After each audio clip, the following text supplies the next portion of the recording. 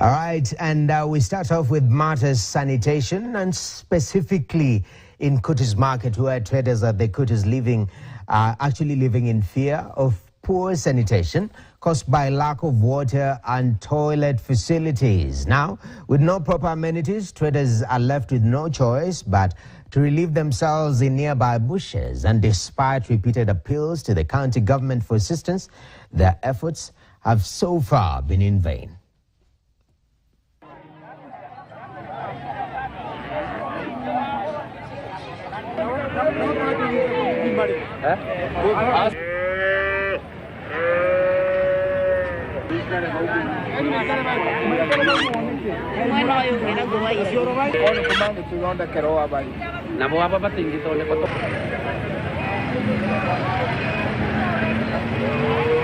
Kama huku hakuna maji safi ya kuoga, hakuna maji safi mpaka ya kunywa, hadi mgeni akikuja huku akuombe maji unaweza msaidia na maji gani? Hakuna mali hata huku kwa neighbors mali yenye unaweza enda ndio uende usaidike. Sababu tunaogopa ugonjwa.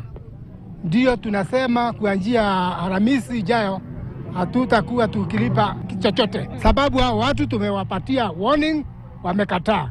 Na hakuna services wanatupatia. Watu wa hapa hawana choo.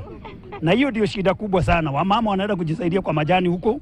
Na sasa kuna vitu tunaita chura, hata majagadhi. Hiyo vitu yote na watoto pia inakuwa ni aibu sana kwa hiyo watoto kwa wamama kwenda kujisaidia huko. Ningeomba serikali hapa ama county government hapa isaidie hawa watu waweze kupata choo na mahali pazuri pa kuuzia ng'ombe na kondoo.